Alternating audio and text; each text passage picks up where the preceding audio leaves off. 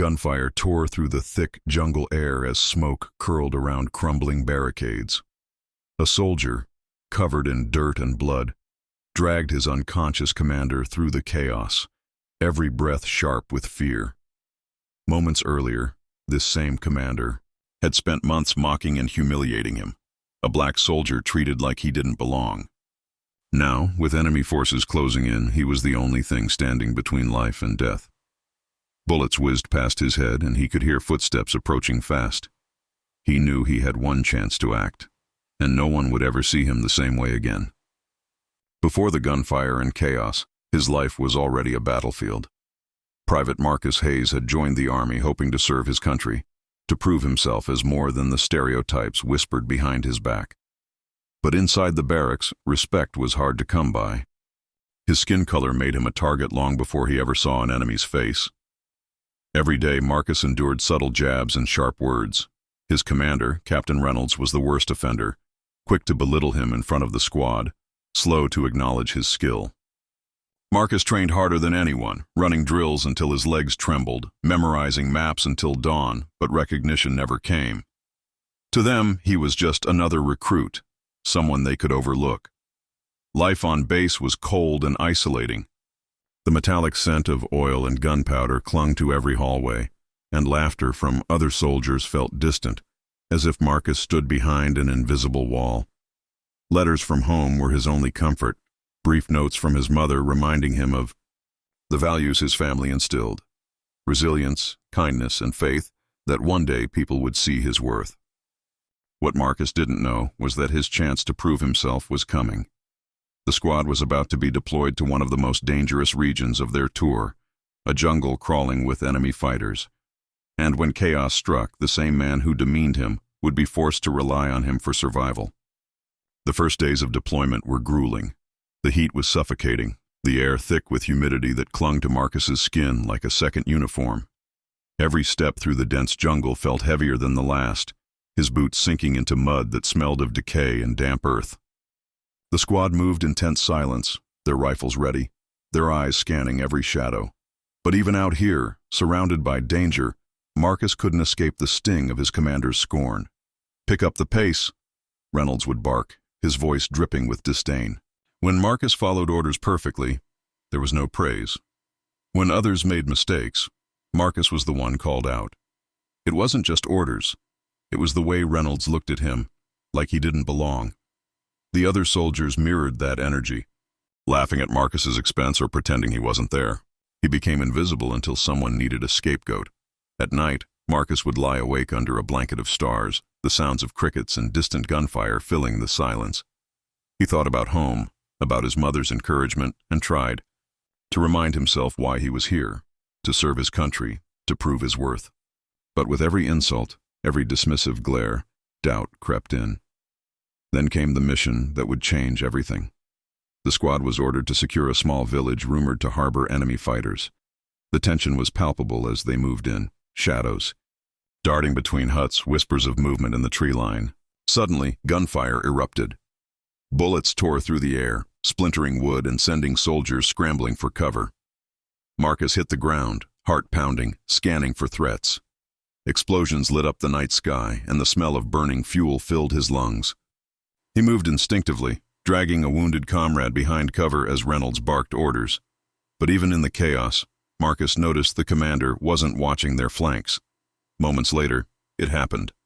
A sudden burst of enemy fire erupted from the trees, catching Reynolds off guard. The commander fell hard, clutching his side, his rifle skittering across the dirt. For the first time, Marcus saw fear in the man's eyes. Not anger, not disdain, but raw terror. Everything slowed. The rest of the squad was pinned down, unable to reach him. Reynolds was exposed, his life hanging by a thread. And Marcus, ignored, belittled, underestimated, was the only one close enough to act. His training kicked in.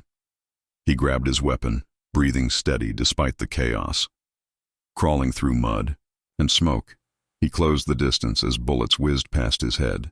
The sounds of battle blurred into a dull roar. He reached Reynolds and saw the blood pooling under his vest. The commander's breaths were shallow, his hand trembling as he tried to reach for his gun. Marcus didn't hesitate. He hauled Reynolds, onto his shoulder, gritting his teeth as pain shot through his back. The weight was crushing, but he pushed forward, dodging enemy fire, weaving through explosions. Every step felt like it could be his last, but turning back was never an option. Behind him, enemy voices grew louder. They were close. Too close. Marcus's heart hammered as he ducked behind cover, adrenaline flooding his veins. He could see the extraction point up ahead, but it felt miles away. And then, in the middle of the chaos, Marcus made a decision that would change everything. Marcus's lungs burned as he sprinted through the chaos. Reynolds slumped over his shoulder like dead weight.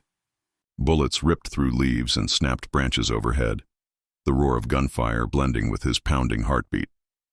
His boots slid in the mud, but he refused to fall.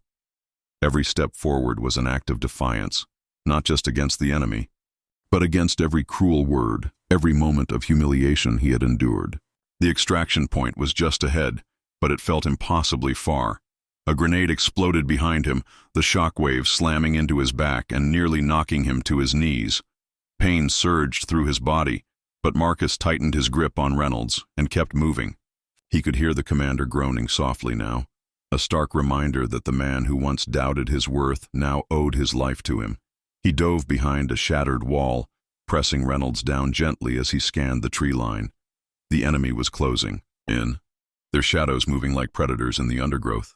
Marcus's hands shook as he reloaded his rifle, sweat dripping into his eyes, but his focus never wavered. He would not let them die here, not Reynolds, not himself. A burst of gunfire cracked through the air, forcing Marcus to make a split-second decision.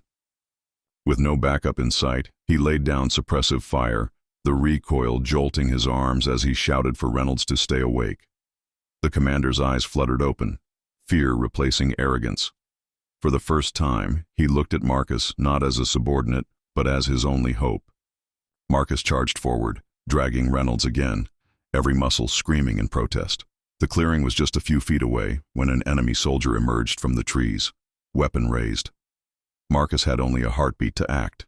He dropped Reynolds, spun, and fired.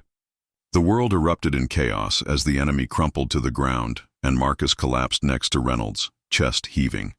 They were alive, but the battle wasn't over yet. The battlefield was silent now, save for the distant hum of helicopters approaching for extraction. Marcus knelt in the mud, his arms trembling from exhaustion as medics rushed in to stabilize Reynolds.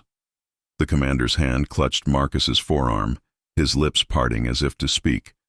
But no words came. The look in his eyes said enough. For the first time, Marcus wasn't invisible. He wasn't just another recruit. He was the man who had carried his commander through hell and refused to let him die. Back at the base, Reynolds' story spread quickly. Soldiers who had once mocked Marcus now stared at him with a new mix of respect and shame. Reynolds himself requested Marcus be awarded a commendation for bravery, a rare acknowledgement from a man who had spent months tearing him down. But while medals and praise poured in, Marcus couldn't shake the memory of those months of silence, ridicule, and dismissal. Why did it take nearly dying for them to see his worth? That night, Marcus sat alone, the medal heavy in his hand. It wasn't victory, he felt. It was exhaustion. His story wasn't unique. Countless soldiers of color had served with honor, yet their courage was often questioned, their loyalty doubted, their humanity ignored until tragedy struck. Marcus had saved a life, but in doing so, he exposed an uncomfortable truth. Some only see a person's value when their survival depends on it. And so, as the sun rose over the base, Marcus made himself a quiet promise. To keep fighting, not just battles overseas, but the silent war of prejudice at home. How many heroes will go unnoticed until the moment they're forced to prove they deserve respect?